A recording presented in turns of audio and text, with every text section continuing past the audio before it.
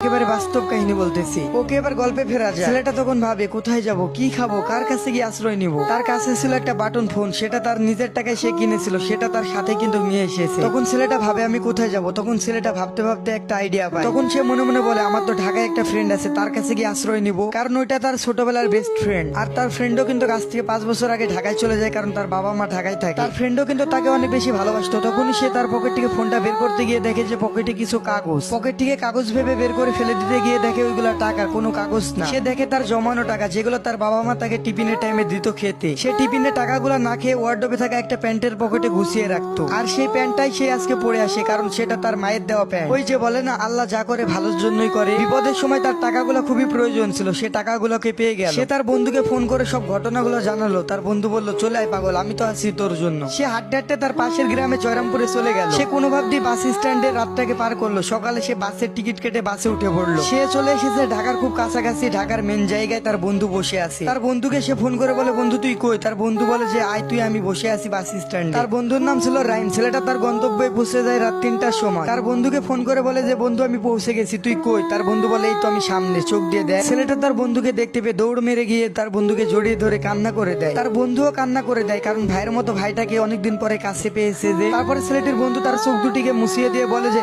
আরে পাগল, আমি তো আছি, তোর ভয় কিসের, চ এখন আমার বাসায় এসো। তারপরে তার বন্ধু তাকে বাসায় নিয়ে গিয়ে বলে তার বাবা মাকে যে এই দেখো কাকে নিয়ে এসেছি, দেখো তো চিনতে পারো নাকি। তারপরে ছেলেটির বাবা মা বলে কেন চিনতে পারবো না, অবশ্যই চিনতে পারছি। তখন বন্ধুর বাবা মা বলে যাও বাবা ফ্রেশ হয়ে আসো, একসাথে খাওয়া দাওয়া করতে হবে। তারপরে বন্ধুতে বলে চ ফ্রেশ হয়ে আসি, খাওয়া দাওয়া করতে হবে। দুইজনে ফ্রেশ হয়ে আসে। তারপরে একসাথে সবাই মিলে খাওয়া দাওয়া শেষ করে রুমের ভিতরে গিয়ে ভাবে যে কি করব, এদের বাসায় এসে তো থাকবো, কি করব এখন আমি। ছেলেটার ভাবতে ভাবতে অনেক রাত হয়ে যায়, ভাবে কি করব, মাথায় কাজ করতেছে না। তখন ছেলেটা ফোনের দিকে তাকিয়ে দেখে যে তার একটা স্কুল ফ্রেন্ড তাকে ফোন দিয়েছে। ছেলেটা হয়তো বা কারোর সাথে মিশতো না, কিন্তু একজনের সাথে মিশতো, তার নাম রিঙ্কু। খুব বেশি মিশতো না, শুধু মাঝে মাঝে ফোনে কথা হতো। তারপরে ছেলেটা সিমটা ফোন থেকে খুলে ফেলে ডায়েরির পাতে রেখে দেয়। আবারও তার সাথে এই 4 দিনের ঘটনা ঘটে যাওয়া লিখতে লাগে। কান্না করতে করতে ঘুমিয়ে পড়ে। সকালে বন্ধুর আম্মু তাদেরকে তুলে দেয়। তখন ছেলেটা ঘুমের মধ্যে ভাবে তার আম্মু তাকে ডাকতেছে। তখন ছেলেটা ঘুম থেকে উঠে দেখে তার আম্মু না, তার বন্ধুর আম্মু। তখন ছেলেটা কান্না করে তার আন্টিকে জড়িয়ে ধরে। তখন তার আন্টি বলে কি হয়েছে, আন্টিকে সবকিছু খুলে বলে। আন্টি বলে দূর পাগল, আমরা তো তোমার বাবা মায়ের মতোই। তখন বলে আমাদেরকে আব্বু আম্মু বলে ডাকবে। তখন ছেলেটা আরো জোরে কান্না করে দেয়। তারপরে জড়িয়ে ধরে বলে দূর পাগল, কান্না করতে। তারপরে আন্টিতে বলে যাও দুইজন ফ্রেশ হয়ে আসো, খেতে হবে। দুই বন্ধু ফ্রেশ হয়ে এসে খাবারের টেবিলে খেতে বসলো। আঙ্কেল বললো আজকে ওকে গিয়ে স্কুলে ভর্তি করে দিবি। তারপরে খাওয়া দাওয়া শেষ করে দুই বন্ধু চলে গেল স্কুলে ভর্তি হতে। তারপরে রাহিম যখন তাকে